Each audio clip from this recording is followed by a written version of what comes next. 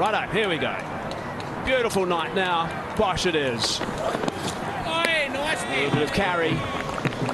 Bit of good bounce. Manali Patel's alongside him. Hello, Manali. Slip's gone out. Bowled him. On target. Good stuff from Corbin Bosh. Comfortability is a little bit wide, a little bit shorter. And he had the sense that he was going to go for that. Myers, he tried, but the field was badly disturbed. We've seen this so often. You give yourself room, and if it's a straight ball, you're going to see those stumps rattled. Good bowling from Corbin Bosh. An early wicket for the Jaguars. Kyle Myers goes for a duck today. The Jaguars 0 for 1. Bosh again.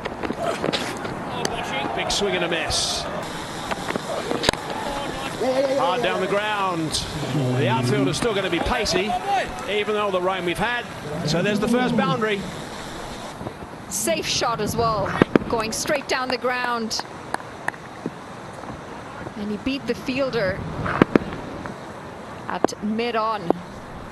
Dilpreet Bajwa there, just couldn't get close to it. Oh, that's interesting. Trying to go over the top. Trying to go over the keeper's head. Just goes straight up in the air. Start the second over. Oh, that's taken off. That's a little bit of a nasty one. Oh, he's got some bat on that. Just as well would have smashed into that middle pole, I think. 4 runs. In a shortened game, they're going to need to try and pile on those runs, and he does exactly that. Going down leg. It'd have been mighty close had he missed that. Going again, but this time he picks up a wicket. Bang on target. Another one goes. Tried it one too many times. Montreal Tigers fans will be happy with the second wicket. And Kalim Sana continues his good form. Goes fuller, straighter. Virendeep Singh tried to go for a second one in a similar fashion. Unfortunately, he just finds the ball onto his stumps. He goes for 4 off 3. The Jaguars have lost their second, 8 for 2. 3 balls left in this over. And just kept a little bit low first up. That's a tester. Generally he likes to go down the ground, but I'm not sure if he'll do that today. Oh, he is looking to go down the ground, and that's bounced. That's bounced, it's taken off, and it's gone for 4 byes. Unlucky for the Montreal Tigers. There was no way Tim Seifert would have been able to get any hands on that. Oh, that's actually followed him. That one's come back at him, in fact. Shernan has wrapped him on the glove. That's the 3rd time, I think, in 3 games he's been wrapped on the bowling hand. End of the over. Wrapped right on that glove, right on the fingers. Painful stuff, especially when that ball has some additional pace on it.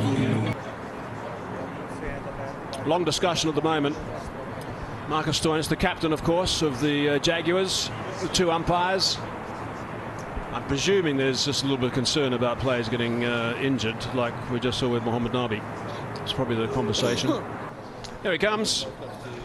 He's had a bit of a trek from time to times as our match referee, Harry Krishnan.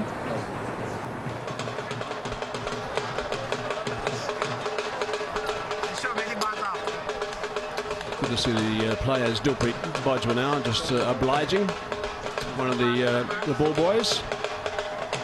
There we go. The Centurions' signature of season 4.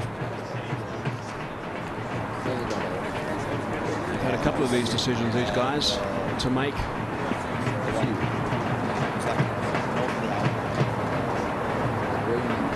The disappointing thing about it is that we've been here sitting around all day. That 2 teams were here earlier today, and they were trying to get a game off, and it didn't stop raining in time. The groundsman said it wasn't going to be fit, so then that one was called off. And then this one also, the same story. The teams arrived, they did some warm-ups as soon as the rain stopped. There was concern about a couple of wet patches out behind the stumps. The concern was mentioned about the pitch perhaps being a little bit too variable because it's been under covers, and obviously the ground staff hadn't had an opportunity to get on there and actually do some work on it. And unfortunately, Mohammad Nabi has copped a nasty blow, so that has caused the captains to have a chat with the umpires, and the match referee now going to chat to the captains. I would suggest from that response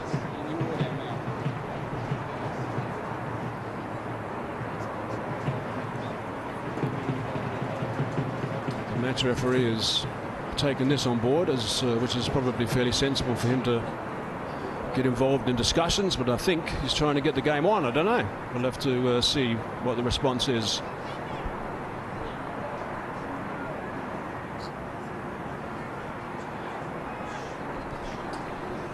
Certainly not a quick response by the captains. They want to involve themselves in more discussion, so I think the idea was that we should continue from the match referee. That's what I'm picking up, just through body language. That's all. We won't know until we get some official wording. But the last thing we do need right now is players having broken hands, broken fingers. There's other tournaments that are coming up. I know, for example, that Mohamed Nabi is going to be involved in an important domestic tournament shortly. Some of these guys are off to play in other events as well.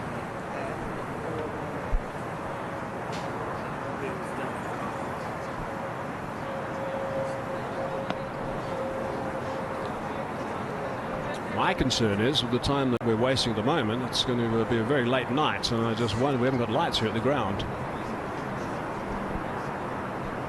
I don't think he needs lights.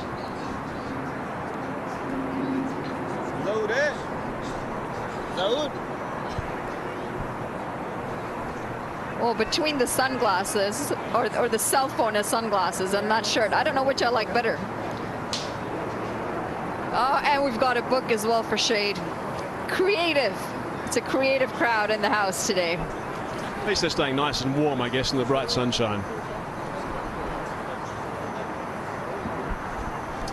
Right, so there's a further discussion. The captains obviously aren't happy. I would suggest they were asked to continue. They were concerned about their welfare, the players' welfare. The coaches are now coming out, just doing the right thing, I think, at this stage, and just holding their distance. So if all parties were happy, we'd be either one way or the other, wouldn't we? We'd be off or we'd be on. Dan Watmore, very experienced, of course, former Australian opening batsman. Been a coach of many international teams. Marcus Stoinis, vastly experienced. The one thing about this discussion now is that the table's not going to change. It looks like there's going to be